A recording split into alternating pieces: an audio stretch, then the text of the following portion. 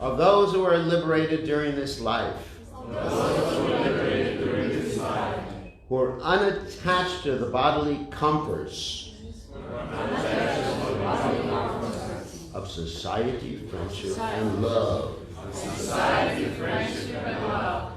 Api, even, Siddhanam, who are perfect, because they understand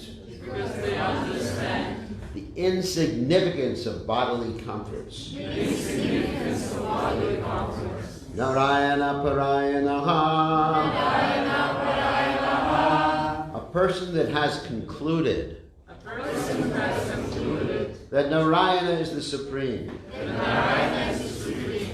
Sudurlabha. Very rarely found. Vashanta. Fully pacified. Atma. Whose mind. Kotishu. Out of millions and trillions. Api. Even. Mahamune. O great sage. Translation. O great sage, among many millions who are liberated, and perfect in knowledge of liberation, one may be a devotee of Lord Narayana or Krishna. Such devotees who are fully peaceful are extremely rare. So purport by His Divine Grace, A.C. Bhaktivedanta Swami Srila Prabhupada Ki Jai. Srila Vishwanath Chakravarti Thakur gives the following purport to this verse. Simply desiring mukti or liberation is insufficient. One must become factually liberated. When one understands the futility of the materialistic way of life, one becomes advanced in knowledge, and therefore he situates himself in the Vanaprastha order, unattached to family, wife, and children. One should then further progress to the platform of sannyas, the actual renounced order, never to fall again and be afflicted by the materialistic life. Even though one desires to be liberated, this does not mean he is liberated. Only rarely is someone liberated indeed, although many men take sannyas to become liberated because of their imperfections. They again become attached to women, material activities, social welfare, work, and so on. Jnanis, yogis, and karmis devoid of devotional service are called offenders. Sri Chaitanya Mahaprabhu says, Mayavadi Krishna aparade. One who thinks that everything is Maya instead of thinking that everything is Krishna is called aparadi, or offender. Although the Mayavadis, impersonalists, are offenders at the lotus feet of Krishna, they may nonetheless be counted among the siddhas, those who have realized the self. They may be considered nearer to spiritual perfection because at least they have realized what spiritual life is. If such a person becomes Narayana Parayana, a devotee of Lord Narayan, he is better than a Jivan Mukta, one who is liberated or perfect. This requires higher intelligence. There are two kinds of jnanis. One is inclined to devotional service and the other to impersonal realization. Impersonalists generally undergo great endeavor for no tangible benefit, and therefore it is said that they are husking paddy that has no grain. Stula, tushva, gatinaha. The other class of jnanis, whose jnana is mixed with bhakti, are also of two kinds. Those who are devoted to the so-called false form of the Supreme Personality of Godhead, and those who understand the Supreme Personality of Godhead as Satchidananda Vigraha, the actual spiritual form.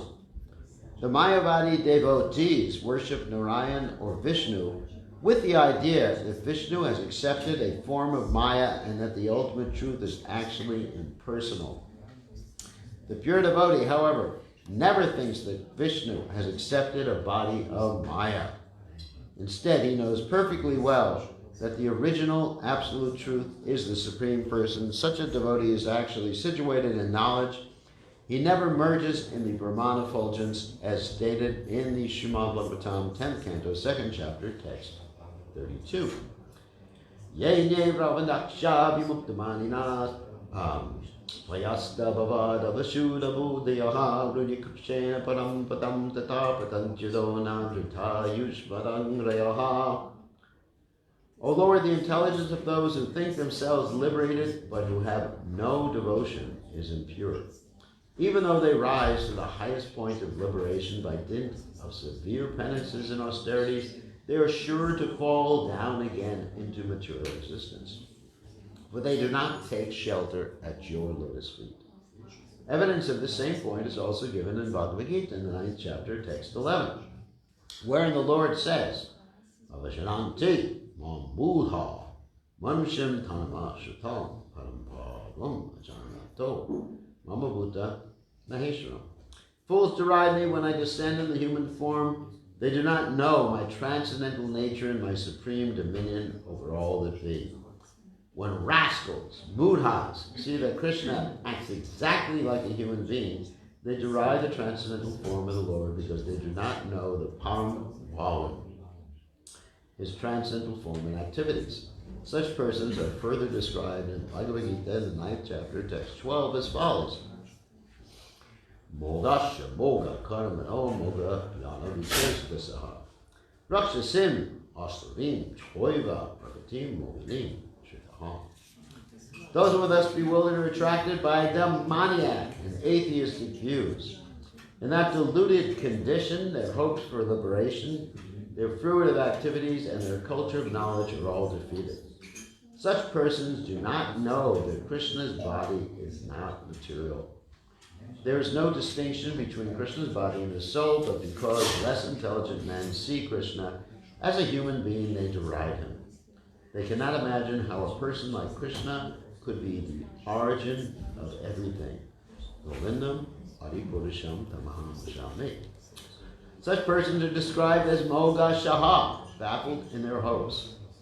Whatever they desire for the future will be baffled. Even if they apparently engage in devotional service, they are described as Moga Shaha because they ultimately desire to merge into the Brahman effulgence. Those who aspire to be elevated to the heavenly planets by devotional service will also be frustrated because this is not the result of devotional service. However, they are also given a chance to engage in devotional service and be purified. As stated in Srimad Bhagavatam, 1st canto, 2nd chapter, text 17. Srinvatang swakata krishnaha punya shavana kirtanaha nyantok sto yava yavadrani vidunoti suritsitam. Shri Krishna, the personality of Godhead, who is the Paramatma, super soul in everyone's heart, and the benefactor of the truthful devotee, cleanses desire for material enjoyment from the heart of the devotee who relishes his messages, which are in themselves virtuous when properly heard and chanted. Unless the dirt within the core of one's heart is cleansed away, one cannot become a pure devotee. Therefore, the word sudur lavaha, very rarely found, is used in this verse. Not only among hundreds and thousands, but among millions of perfectly liberated souls, a pure devotee is hardly ever found. Therefore, the words Kotishpapi are used herein. Srila Madhvacharya gives the following quotations from the Tantra Bhagavataha. Nalkotyastu devanam rishayak saptakoktayaha narayanaha narayana yanaha sarve ye kitchit tat parayanaha. There are 90 million demigods and 70 million sages who are all called Narayana, devotees of Lord Narayana. Among them, only a few are called Narayana Parayana. Interesting. Narayana Yana Deva Vishadyastat Parayanaha Bhavantya Ke Chanoiva Shu Siddha Yogya Shukam Lavam. The difference between the Siddhas and Narayana Parayanas is that direct devotees are called Narayana Parayanas, whereas those who perform various types of mystic yoga are called Siddhas. There's a lot of information here. So, going back to the verse, Muktanam api siddhanam Narayana Parayanaha Sudurlabha Shamtatmats Koteshvapi Mahamune. So, Omagana Tivadandasha Gananjana Shlakaya Chakshur Militam Yena Tasmai Shri Gurave Namaha. So here Prabhupada is just doing what we call in French a tour de force. That means a complete tour of everything from impersonalists, materialists, Mayavadis, Brahmavadis, materialistic devotees, and pure devotees, or those who accept pure devotional service. I mean, it's like everything is there in this particular verse. And purport. So, let's start at the bottom. Bottom means materialistic people. Of course, the different varieties of non-devotees are described by Krishna in the Gita with this famous verse. Namam Duskritina Muda. Does anyone know the rest of that? Anyone?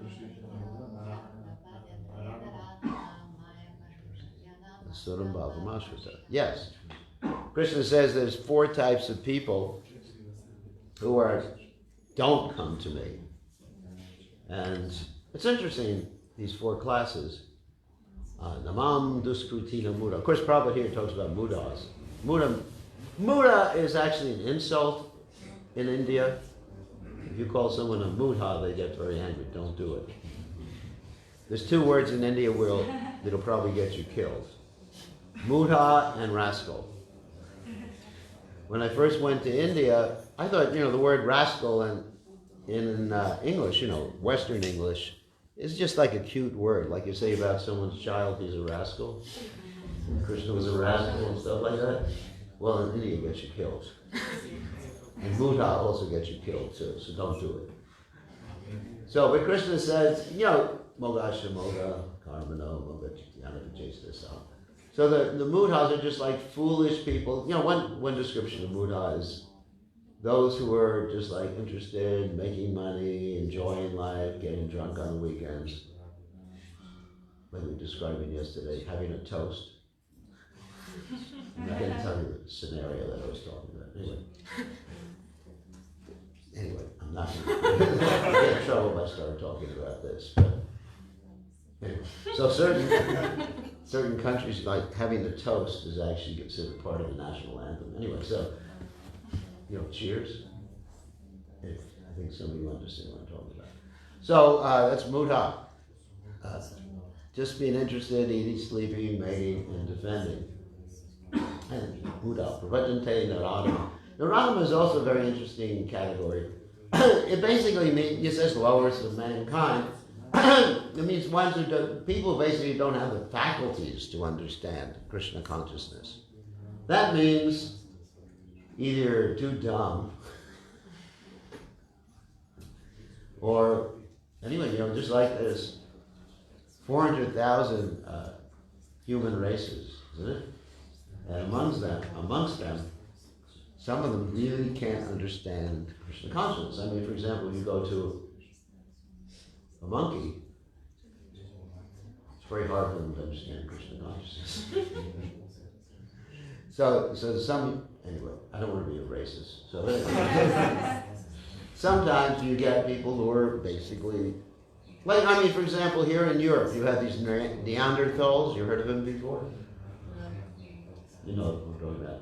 It's very hard for me to understand how they'd be able to read Bhagavad Gita and chant Hare Krishna and devote themselves to Krishna. Although, by the mercy of Lord Chaitanya, as described in discussion with Haridas Thakur and the Harinam Chintamani, the loud chanting of Hare Krishna is capable of liberating them. So, even these Naradama. So, Mayaya Pratyana So the next one is those whose knowledge is stolen by illusion. They probably said overly intelligent people. And then Suram Bhava Mashrita. Those who are completely dedicated to opposing God. And you see people like that. I mean, there's one, I guess I'll mention names if I'm in trouble. There's one famous atheist, his name is Richard Dawkins. You heard of him before? And he basically, his whole life is dedicated to God in a negative way. I mean, he's like probably millions of times more God conscious than me. Because every day when he wakes up in the morning thinking about how he hates God, goes to sleep thinking about how he hates God. I just don't have that sort of focus in my own life. He's like Kamsa, isn't it? Exactly like Kamsa. He comes just thinking how he can kill God. He's sending one demon after another, Putana, and all these other Trinavarta to kill Krishna. And this particular individual is just like, of course he can't conjure up demons. So he's conjuring up illogical arguments, which are more or less demons.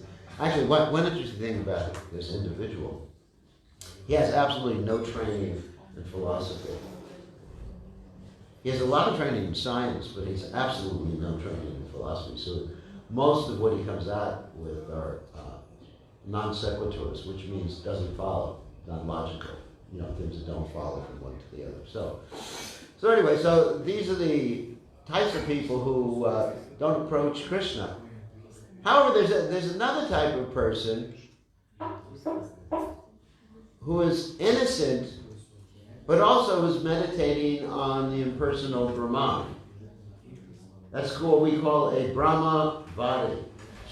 Jai Shishi Panchatattva Shishi Gauranatai Ki Jai. So a Brahmavadi is someone who's meditating on Brahman, but it's not the same as a Mayavadi, someone who considers the Lord and everything to be illusion. It's a little bit different. And I'll tell you, and that person is innocent. That person we can approach. Because as aspiring second-class devotees, we're not really supposed to approach people who are just born-again Mayavadis. Like Prakrasananda Saraswati. Prakrasananda Saraswati. The Mayavadi who Lord Chaitanya Mahaprabhu approached. So, we're supposed to avoid people who are envious and approach the innocent. So I'm going to tell you an interesting story from Bhaktivinoda Thakur's work, Jaiva Dharma, how there was an innocent Brahmavadi. He turned out to be a great devotee with the right association. So here's the story. Once upon a time, there was this Brahmavadi, he was a sannyasi actually, and he was on the Paramahamsa sannyas platform. Don't ask me what that is. My Brahmavadi Paramahamsa sannyas. In other words, he had completely given up all attachment to everything in this world, like Prabhupada is describing here. Home and wife and children and all those other things. Don't get upset, ladies. So he was, I'll give a kinder, gentler explanation of that in the class. So anyway, so he was completely detached from all these things, and he was sitting in Benares on the banks of the Ganges, meditating on Brahman.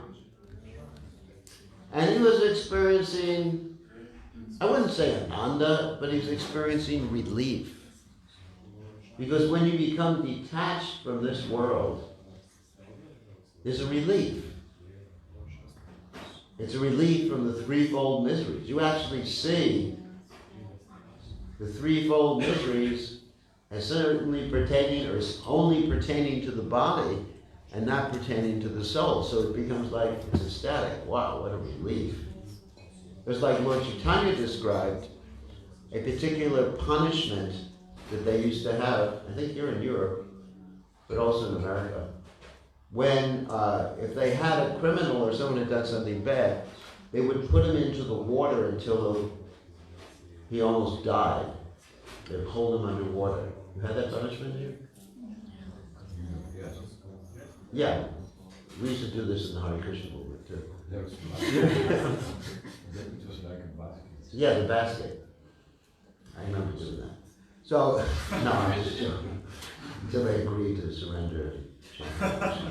So, you put them under the water in 3 minutes. I guess that's about max 3 or 4 minutes for most people. And you bring him up. And it was a relief when he could breathe again. He felt, wow, this is ecstasy. Just like if you've been fasting on Janmashtami till midnight. I remember we were fasting.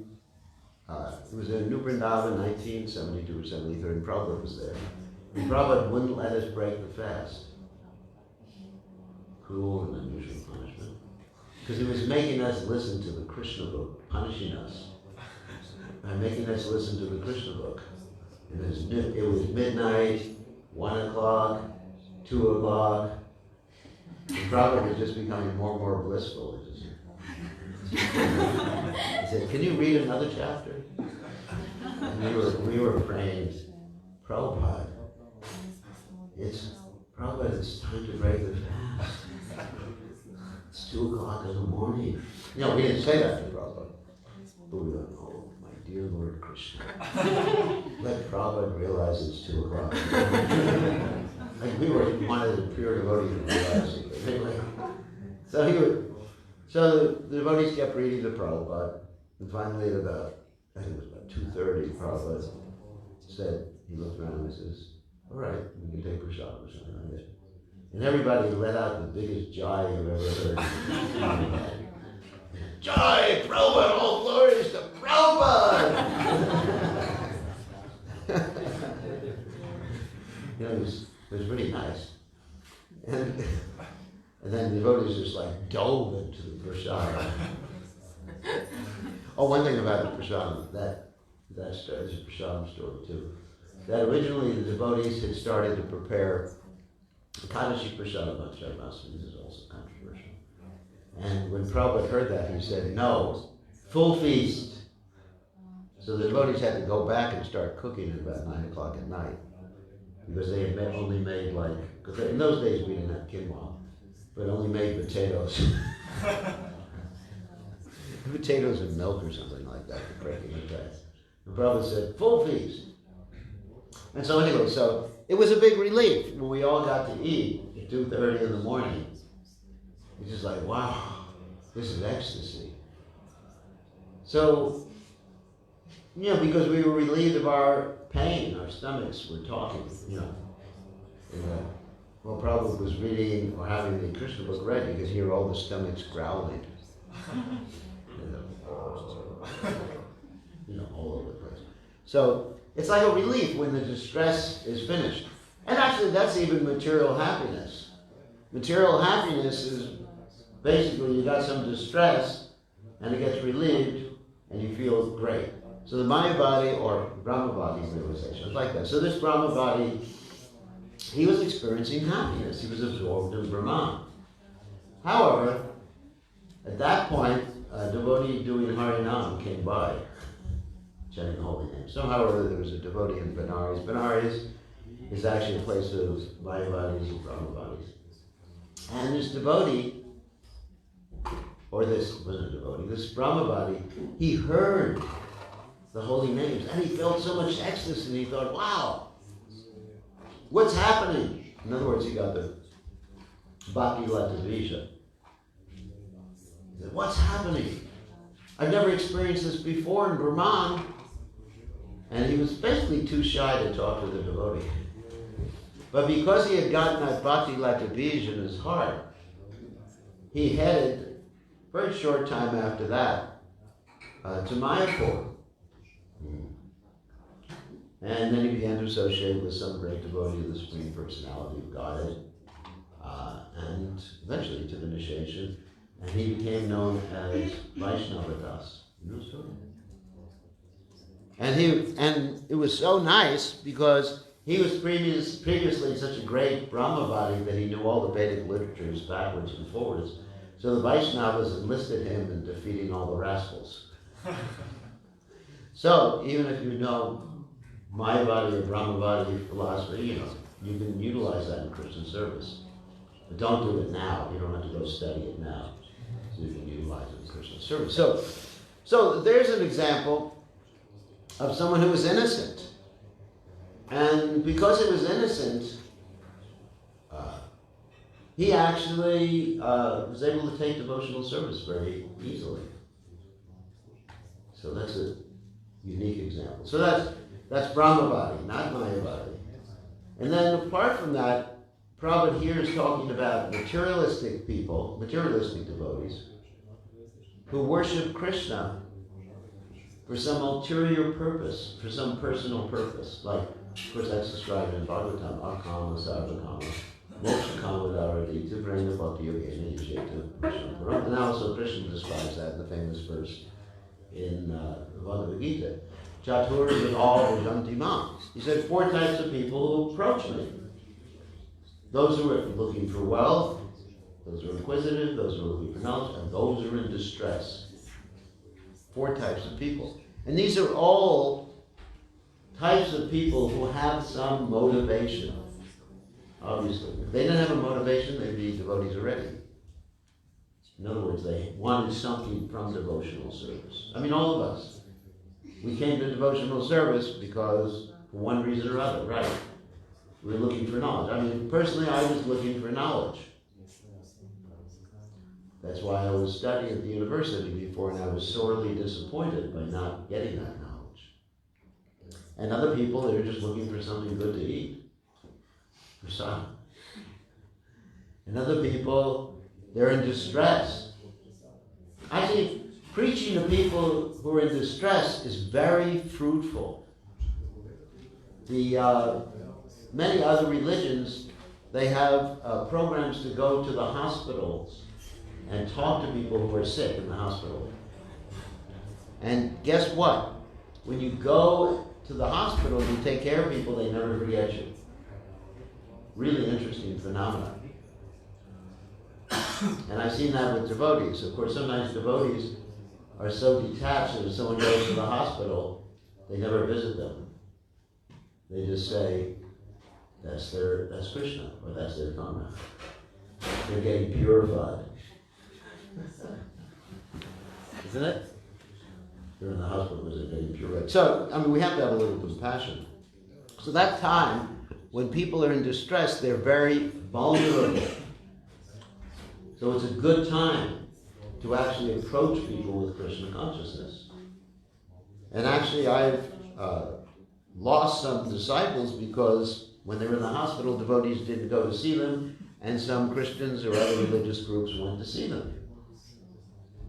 So that's an important time. People in distress, people in knowledge, people inquisitive, etc. Just like, I'll give you a funny story, or people want wealth. Forgot about that one. That's a big one. I'll tell you a funny story about a friend I have. And my friend, he used to live in India, and he really wanted money. Money, money, money. He was just, his mantra was money, money, money. So, I would go to visit him. He lived in Delhi. Delhi, of course, is the capital of India. So I go to visit him, and the reason I knew him, he was a relative of some of my disciples in New Zealand. So I went and stayed in his house, and I basically talked to him about Govardhan. He said, Govardhan, desire trees. Desire trees, anything you want. You just like go to the desire tree and ask for it. It's like telling someone about where Aladdin's lamp is. You know Aladdin's lamp? You rub it and a genie comes out. Your wish is my desire, O master. It works. It actually works like that, the desire trees. Anyway, so then he said, take me around Govardhan. I said, sure, come. So the whole time around Govardhan, he was chanting, sure. He was just praying, Hare Krishna. But he was thinking, money, money, money. Money, money, money, money. And he was chanting, Hare Krishna, Hare Krishna. You know, at the same time. And when I got a little tired, you know, 'cause you can't go around 100 times a day, but he was basically ready to go around 100 times a day because of his enthusiasm. And I would say, you know, I'll have to leave here, go back home, you know, back where I'm staying. And Wesley said, no, I want to continue going around, Maharaj. And he went around and around, and I said, what are you praying for today? He said, I'm praying so I can migrate to New Zealand. So, you know what I'm talking about? You didn't need me. Anyways, related to Krishna Chandra's wife.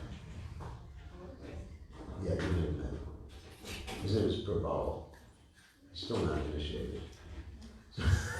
Because he, basically, if he makes millions of euros or dollars, then he'll take initiation. So, anyways, reverse Dakshin. You know, I have to arrange, you know, because he always comes to me and says, arrange with Krishna for money for me. I said, yes. Bless me.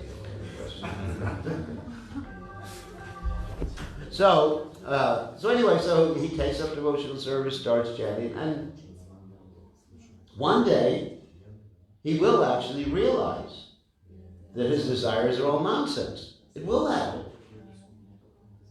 Just like Dhruva Maharaj. Dhruva Maharaj was worshipping Vishnu simply for even something more than my friend in Delhi wanted. My friend in Delhi just wanted money, but Dhruva Maharaj, he wanted a kingdom greater than that of Lord Brahma. Whew. A sarvakama, all material desires. But when he saw Krishna, he said, I was looking for some pieces of broken glass, and I have found a beautiful diamond or jewel. So the point I'm making is when we're preaching Krishna consciousness, it's not that we have to hammer people with the concept of becoming a pure devotee. I mean, we mention it, obviously. But we engage people according to their psychophysical nature, so they're happy in Krishna consciousness. It's also part of our ashram. But it's also the spiritual master's duty to engage the disciple according to the psychophysical nature. And basically, it is similar to Varnashram. Just like yesterday, we were taking a tour of the Parliament building here. And there was a description in your ancient history of Slovenia, how they had these 4 classes of people. It was really interesting. There were writers, intellectuals, there were workers, there were administrators, and there were money people. It's interesting. I mean, it was right there on the mural in your Parliament building. Anyone seen the mural? Anyway, we took a tour yesterday. It was really interesting. And so there's Varnashram, this natural. So even amongst devotees, of course, we don't want to designate devotees as, at least the internal devotees, as Brahman, Kshatriya, Vaishya, Shudra. We're all Gopi Padakamala Dasa Dasa Dasana Das. We need to be engaged according to our psychophysical nature to be happy in Krishna consciousness. So we all need to feel satisfied. And Bhaktivinoda Thakur, there's another word for Bhaktivinoda Thakur, in the Chaitanya Shikshamrita, he talks about this. How we have material nature, material needs, and that can be engaged and understood to help us be steady in devotional service for this whole lifetime so we can progress. And Prabhupada also talks about that in the 8th canto of Srimad Bhagavatam in relationship to the Gajendra Mokshana story. Gajendra is the elephant, and Gajendra is not engaged according to his psychophysical nature, he's in the water. And he's fighting with a little fighting with a big crocodile, and the crocodile is winning. And so Prabhupada takes that as an analogy to our situation in this world. Particularly he talks about there in the ashrams, you know, whether someone is brahmachari or sannyasi or grihastha. So he says that one should be situated properly to be able to fight with Maya. Okay, So let's talk about this fighting with Maya, because that sounds a little heavy. Okay, Maya. Put up your, as they say in America, put up your dukes. You know, dukes mean your fist. I would never try that. It'd be quite dangerous to challenge Maya, because Krishna says, Mama Maya Durachaya. Very difficult to overcome. So what does it mean to fight with Maya? Fighting with Maya, or let's use another term, overcoming the influence of Maya, means to engage Maya in Krishna's service. What do I mean by that? That the things you were attached to, like here it's mentioned, how a sannyasi gives up attachment to home and wife and children and all that other stuff. But there's two understandings of the word sannyasi, actually more than that. But let's take the literal meaning of the word sannyasi, not so much as a ashram. That is, someone who wears saffron. Of course, traditionally in our Gaudiya Vaishnava Sampradaya, the sannyasis, they would wear white. Like a gamsha, or what's called, whoops, is that my signal? I have to end or something? Like a lungi. The Goswamis of Vrindavan, they didn't wear this saffron color. Actually, the saffron color for our Gaudiya Vaishnava sannyasis was started by Srila Bhaktisiddhanta Saraswati Thakur, who studied two things. He studied the Ramakrishna mission, a bunch of Mayavadis. Prabhupada called Ramakrishna just like this crazy guy. He did. Ramakrishna was, he was so, anyway, Prabhupada said, Ramakrishna, you don't want to say this in India, you get killed. Ramakrishna was so lusty before he got married that he became unable to act in a lusty way after he got married, so then he called his wife mother. She's like the universal mother. He called his wife, Mother Durga, like that. So Bhaktisiddhanta Saraswati Thakur, he studied the Ramakrishna mission, their type of sannyasi, because he wanted to see what worked. This is the original bridge preaching. There's some bridge preaching. Just like sometimes devotees, they'll dress like yogis. I have one disciple, it was Gokul Chandra. I don't know if anyone's ever met him. He's come to Croatia before. And he knows more postures than anybody in the whole world. He does things that are impossible. Literally. You see? You can look him up on the internet. And he's making people Krishna conscious. It's like bridge preaching. So he acts like a yogi, but inside he's a bhakta. But he's using all these postures to impress people. And then he says, you want to hear the real thing? They say, yeah. Beyond the postures is Hare Krishna. So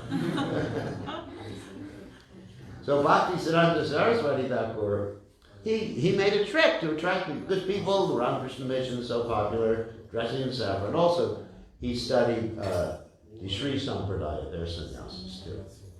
So he came up with an amalgamation, combine the two. And so we have our tree danda. The Ramakrishna mission doesn't have tree danda. And anyway, we have a particular style, and some of us wear kurtas. Those of us who want to impress people don't wear kurtas. We just keep a cape around ourselves, so we look real cool. But I don't care about that stuff. So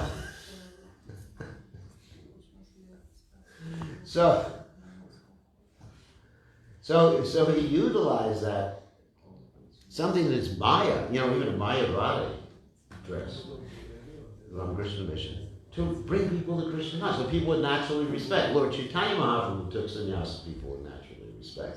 So it's a strategy. It's a strategy, like Prabhupada said, in like a pin, out like a plow. He made a strategy. So we have to make a strategy. If we're just attached to dressing in a particular fashion or acting in a particular way in all circumstances, then we may not be so effective. I mean, we have to adjust certain external things. Don't worry, this is not a Krishna West discussion. Or else I'll get kicked out of the temple here. Until we'll never let me come back. Anyway, so anyway, so you have to use Maya in Krishna service. So here I am using Maya. This dress in Krishna service. That from Bhakti Siddhanta Saraswati Thakur. And he was expert in using Maya. He was the first sannyasi to basically use a car, at least Vaishnava sannyasi, to use a car. Not only did he use a car, he came to Radha Kund in a Rolls Royce. You know what a Rolls Royce is? Very expensive car. My father had a Rolls Royce. And I got in it one time and I said, how much petrol does it use? And he says, if you have to ask that question, you don't belong in this car. Because the car is so expensive, you don't worry about the petrol. So Bhakti Siddhanta Saraswati Thakur, he came to Radha Kund in a Rolls Royce, and all the Babajis were going, this is bewildered. The Yukta Vairagya. So they're saying, that's Maya, Rolls Royce. So he's using Maya in Krishna's service. I mean, he was so liberal that he even arranged for the Britishers to have meat when they came to Mayapur. Did you know that? Even someone even said he rolled cigarettes with people, so they would feel comfortable. So, and Prabhupada, following in that same mood, not that we smoke cigarettes or we don't eat meat, obviously. Prabhupada wanted a smoking room in the Bombay Hotel, so people would feel comfortable. Not they'd smoke in the temple, but the hotel, just a room like they have in the airport. You go to the airports around here, there's always a smoking room. I mean, in Frankfurt and Munich, they have these big, it's called the camel room. Somehow they have a big picture of a camel. Anyone seen that? No. Camel cigarettes or something. And then people there go, people are so addicted to stupid things. When I used to travel around Europe in a train years ago, the train would stop for 2 minutes, and we're allowed to smoke on the train. So the person would get out of the train, light a cigarette, and go, try to get as much nectar as possible, because then you have to throw it away. Then you got out of the train. So anyway, sometimes you have to use people's attachments and addictions, and of course, I don't know how you use cigarettes in Christian service, but you use it in the sense you just say, all right, do it, whatever. Just don't do it in the temple room. Like Prabhupada had planned. So, because we should be merciful. So, to overcome Maya, one has to be ready to employ the principle of Yukta Vairagya. And then you become detached. We mentioned this yesterday. Understanding everything is only controlled by the Supreme Personality of Godhead. It's meant to be used in His service. And so Prabhupada was so expert in that, so much, let's say, absorbed in utility as the principle, that even when one time there was a microphone that kept slipping from the stand, Prabhupada had one of the devotees, I think it was Brahmananda, take off his Brahman thread and wrap it around the microphone so it would stay on the microphone stand. That's utility is the principle. So, therefore, as far as dealing with Maya, like some of the men may think the women are Maya, and the women are, well, they're not thinking the men are Maya. Eeny, meeny, miny, mo. Anyway, as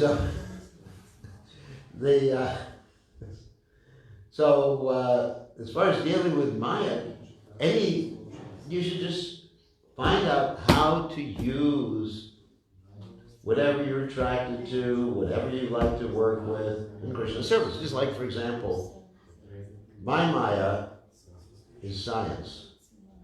It's a good Maya. No one ever fell down by being game science. Anyway. And yesterday, we had these discussions about how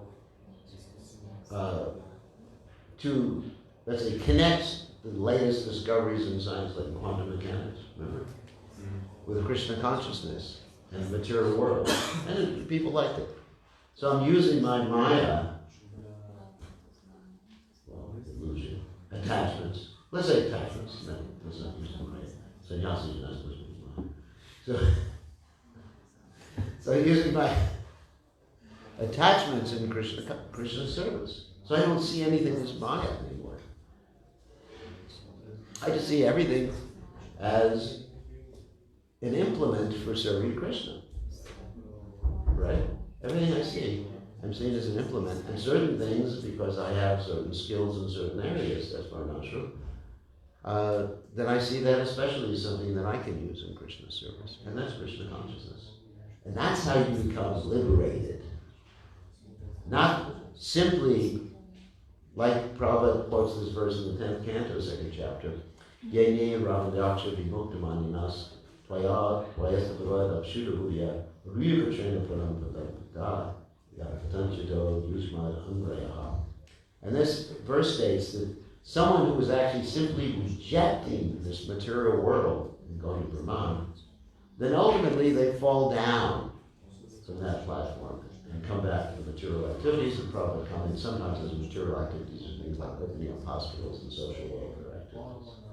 So the way to prevent ourselves from falling down, and we all have a particular flavor of Maya that we're attached to, isn't it? Just like there's one famous ice cream chain called Baskin Robbins says, so many varieties of ice cream. You got vanilla fudge. You don't know about these things.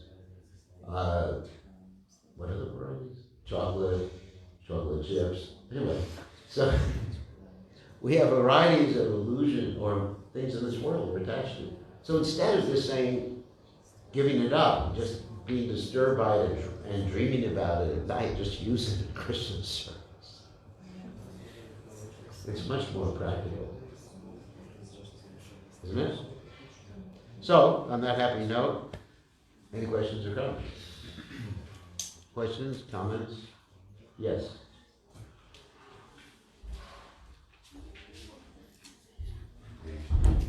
Goranga.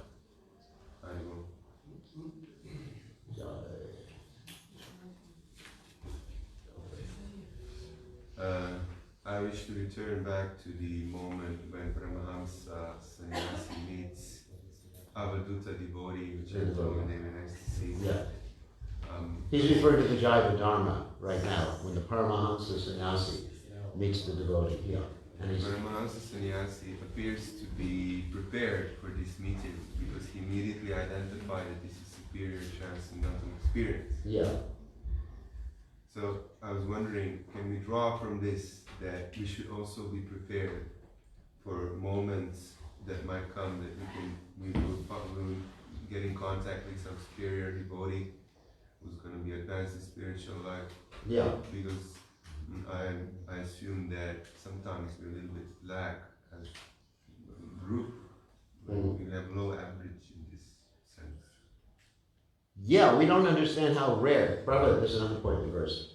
Prabhupada talks about how rare it is to have a devote. I mean, Krishna talks about that, Manashishnam Sahasreshi, the verse that I quoted yesterday. But it's actually rare to have the association of a sadhu. And we have to be prepared for that and humble enough to accept that association. My first association, which I've mentioned before, my first association with Prabhupada was on the radio. I wasn't prepared, but I somehow did. I was listening to the radio, I was engaging my Maya, trying to listen to the Beatles or Rolling Rocks or something. I was listening to the radio, and all of a sudden I heard Prabhupada chanting Hare Krishna. And my life changed because of that one time. So we need to be prepared, to take association. Because association is very rare. It's like it's described, having a Narayana Parayana is very rare. So if we can associate with, particularly Prabhupada is no hand for Harinam. We should take advantage. I mean, every morning, I listen to a class in Prabhupada. Every morning, I listen to Prabhupada's class. I mean, of course, whenever I'm somewhere, I do my deity worship, and I have this nice little device that Prabhupada plays. It has all the classes of Prabhupada. And I'm taking association with Prabhupada. I'm getting mine. Yeah, so we should be prepared to take every opportunity to take association. Any other questions or comments? Yes? Maharaj, you told that story about Brahmavadi in Benares. He met this Harinam Sankirtan, as I understood, Yeah. and he became a devotee. Become a great devotee, yeah. Yeah, could you tell more about the importance of Harinam Sankirtan and the power of Harinam Sankirtan? Well, yesterday we were talking about Namabas chanting. Namabas chanting means when someone just chants in imitation or basically teasing or even making fun of the devotees. I mean, for example, one time there was a newspaper article and they were criticizing the Hare Krishna movement, but they kept saying, those Hare Krishnas, they're this, there's Hare Krishnas, they're that. And the devotees thought the article was really bad, and Prabhupada thought the article was very good. So any contact they have with the holy name, of course, there is a quality of the holy name that we should be manifesting.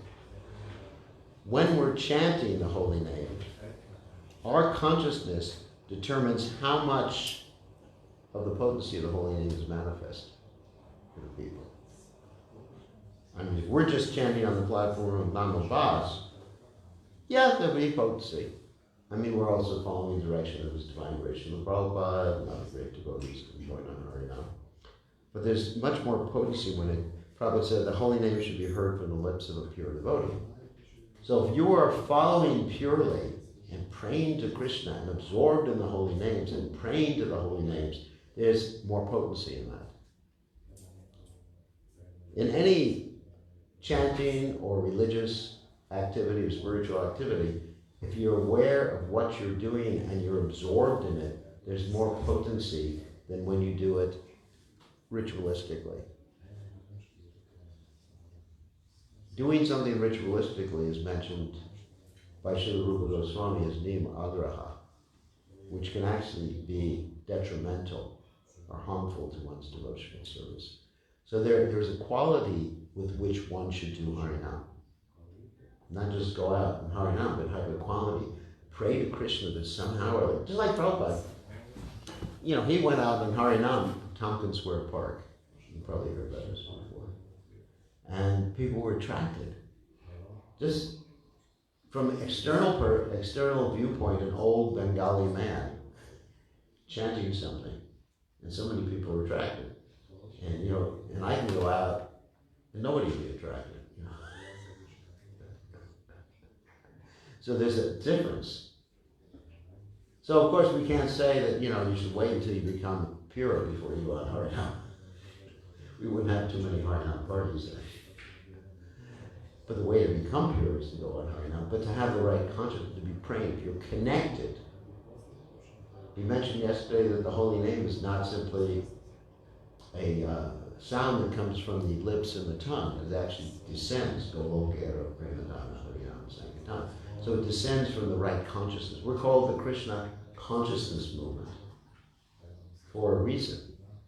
Because we're supposed to be conscious of Krishna, not simply doing things for Krishna, but conscious of Krishna. Krishna says, for every endeavor for the result is to be conscious of me. So why you're doing it, just be connected to Krishna. And then the Harinam will have so much potency, the whole world will follow you. Prabhupada said, one pure devotee, this is Bhaktisiddhanta Saraswati Thakur said, one pure devotee is like the sun or the moon.